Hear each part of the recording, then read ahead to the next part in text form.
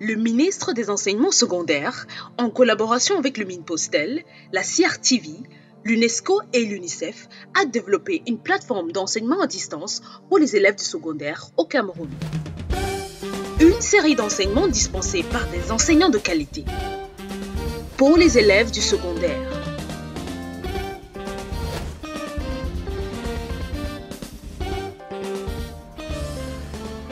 Apprendre n'a jamais été aussi simple avec l'enseignement à distance. Une initiative du ministère des Enseignements secondaires sous la supervision du professeur Pauline Nalovalionga en collaboration avec le ministre des Postes et Télécommunications, la CRTV, l'UNESCO et l'UNICEF. Nous introduisons l'enseignement à distance comme une autre méthode d'enseignement et d'apprentissage qui diffère du cadre de classe traditionnel auquel vous êtes tous habitués. Dans le mode d'enseignement à distance, vous n'êtes pas avec l'enseignant en personne, alors prenez votre temps, détendez-vous, écoutez l'enseignant, prenez des notes et visitez les liens suivants pour toute question ou réponse à vos préoccupations. Allez-y à votre rythme. Nalovalionga, ministre des Enseignements secondaires. Bonjour chers apprenants. Je suis Madame Bellemin Kamalea Gaël, enseignante de lettres classiques. Nous poursuivons nos apprentissages dans le cadre du téléenseignement. Nous sommes en classe de 3e classique pour une leçon de latin. La leçon de ce jour est intitulée « La voix passive à l'infectum indicatif ». C'est une leçon de conjugaison. Cette leçon s'inscrit dans le module Médias et communication.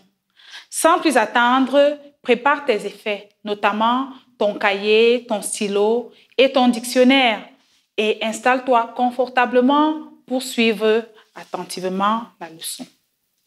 Voici les savoirs que tu devras acquérir à la fin de cette leçon. Tu seras capable d'identifier un verbe à la voix passive, de le conjuguer à l'infectum indicatif et enfin de le traduire dans une phrase. Pour entrer sans difficulté dans cette leçon, tu dois avoir une bonne connaissance des notions de conjugaison, de déclinaison et de techniques de traduction. On commencera notre leçon par la lecture et la manipulation du corpus. Ensuite, le résumé de la leçon et enfin une consolidation. C'est là le plan de notre leçon. Passons à présent à la situation problème. Tu as devant toi le corpus.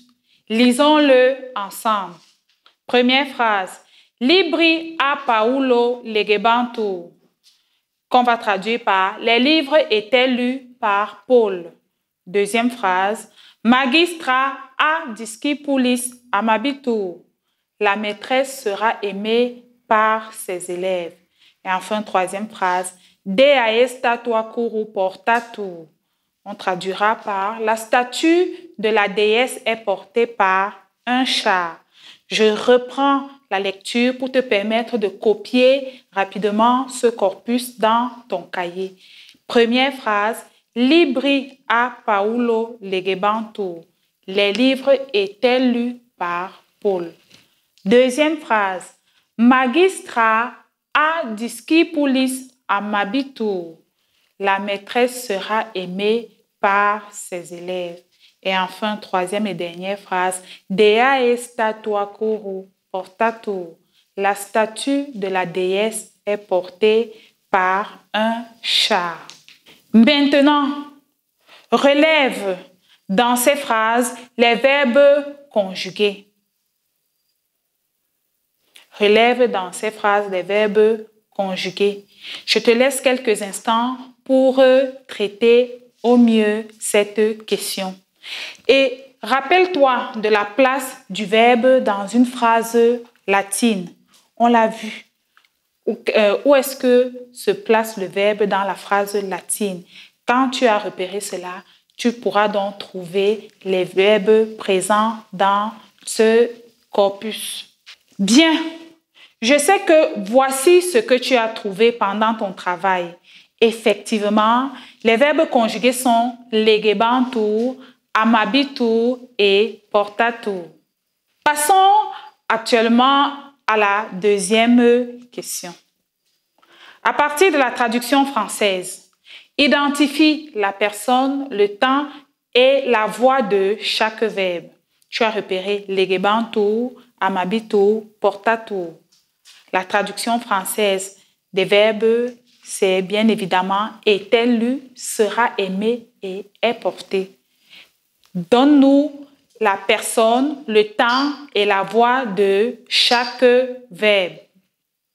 Je te laisse quelques instants pour le faire et je pense que tu pourras facilement trouver cela parce qu'on a vu ces cours en français. Donne-nous donc, à partir de cette traduction, la personne, le temps et la voix des verbes latins, legebantur, amabitur, portatur. Bien, tu as certainement trouvé que ces verbes, legebantur, qu'il est conjugué à la troisième personne du pluriel de l'imparfait de l'indicatif à la voix passive. Tu as également trouvé que amabitur, lui, est conjugué à la troisième personne du singulier au futur simple de l'indicatif à la voix passive. Et enfin, le verbe portatur, lui, est conjugué à la troisième personne du singulier au présent de l'indicatif à la voix passive. Terminons avec cette troisième question. Distingue le radical de la désinence de chaque verbe latin. Que remarques-tu? On a relevé les verbes et on a dit que c'était legebantur, amabitur et portatur. Maintenant, distingue le radical de la désinence. Que remarques-tu? Je te laisse quelques instants pour le faire. Tu as sûrement trouvé dans ton cahier que le radical de legebantur est lege, tandis que sa désinence est bantur. Le radical de amabitur est ama, sa désinence est bitur. Et enfin, le radical de portatur est porta, sa désinence est tur. On peut donc conclure que les verbes à la voix passive ont le même radical qu'à la voix active. Quand vous voyez les radicaux de legebantur, amabitur et portatur, ils sont les mêmes que les verbes à la voix active. Et à ce radical, donc, on va rajouter les terminaisons de la voix passive, des terminaisons propres à la voix passive. Au regard des réponses que tu as données, que retiens-tu de la leçon? À la voix passive, les verbes au temps de l'infectum au mode indicatif se conjuguent avec le même radical que celui de la voix active auquel on ajoute les désinences suivantes. Au présent de l'indicatif, nous aurons le radical de l'infectum auquel on va ajouter les désinences or pour la première personne du singulier de présent l'indicatif, la deuxième personne ris, deuxième personne du singulier, tour, troisième personne du singulier, mour, première personne du pluriel, mini, deuxième personne du pluriel et entour, troisième personne du pluriel. À l'imparfait, nous aurons le radical de l'infectum auquel on va ajouter les désinences suivantes. Première personne du singulier, bar. Deuxième, baris. Troisième, bateau. Première personne du pluriel, bamour. Deuxième, bamini. Troisième, bantour. Maintenant, pour le futur simple, nous aurons le radical de l'infectum auquel on va rajouter pour les verbes de la première et de la deuxième conjugaison uniquement les terminaisons suivantes. Bor, beris, bitur, bimour, bimini, buntour. Pour ceux des troisième et quatrième conjugaisons, nous aurons les terminaisons ar, eris, etur, émour, émini, entour. Conjuguons donc ensemble, comme exemple, le verbe de la troisième phrase de notre corpus. Ce verbe, on l'a repéré, c'est portare. Au présent de l'indicatif, on va d'abord trouver son radical qui est porta. Et à ce radical, on va rajouter les désinences du présent de l'indicatif. On aura portor. Il est à rappeler que le A va disparaître parce que c'est une forme vieillie.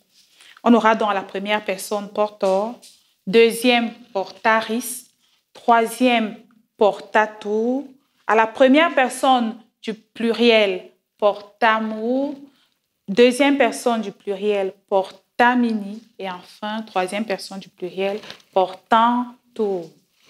À l'imparfait, nous plaçons d'abord notre radical qu'on a trouvé comme étant porta et à ce radical, nous rajoutons les désinences propres à l'imparfait.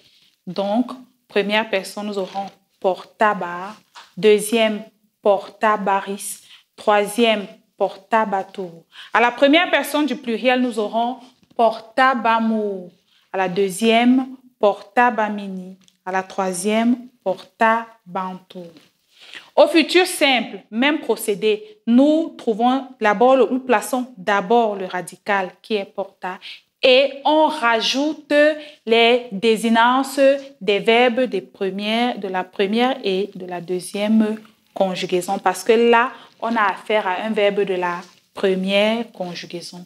Nous aurons donc à la première personne du singulier portabor, deuxième personne du singulier portaberis, troisième personne du singulier portabitur, première personne du pluriel portabimur, deuxième personne du pluriel portabimini et troisième personne du pluriel portabuntur. Exception. À la deuxième personne du singulier de la troisième conjugaison normale et mixte au présent de l'indicatif, legis devient legeris et capis devient caperis au lieu de legiris ou capiris. Vérifions à présent si tu es capable de conjuguer les verbes modèles des première et deuxième conjugaisons au temps de l'infectum. Le verbe modèle de la première conjugaison est amare. Très bien.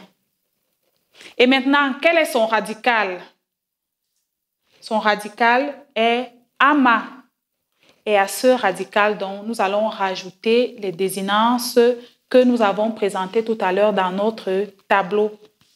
Nous aurons donc au présent de l'indicatif amor, amaris, amatur, amamur, amamini, amantur. À l'imparfait, nous l'avons dit, nous plaçons d'abord notre radical et à ce radical, nous allons ajouter les désinences propres à l'imparfait. Le radical de amare, nous avons dit tout à l'heure qu'il était ama. Nous allons donc ajouter les désinences de l'imparfait, ce qui donnera amabar, amabaris, amabatur, amabamur, amabamini, amabantur. Terminons avec le futur simple. Au futur simple, même procédé. Nous trouvons d'abord le radical et nous le plaçons, il est ama. Et à ce radical, nous allons ajouter les désinences des verbes de la première et de la deuxième conjugaison uniquement. Parce que amar est un verbe de la première conjugaison. Nous aurons donc amabor, amaberis, amabitur, amabimur, amabimini, amabuntur. Passons maintenant au verbe de la deuxième conjugaison. J'espère que tu t'es souvenu que le verbe modèle de la deuxième conjugaison est délere. Nous aurons le même procédé que tout à l'heure. Nous allons d'abord repérer le radical. Et le radical de délere est délé. Nous allons le placer dans notre tableau. Et à ce radical, nous allons ajouter les désinences des verbes que nous avons présentés tout à l'heure.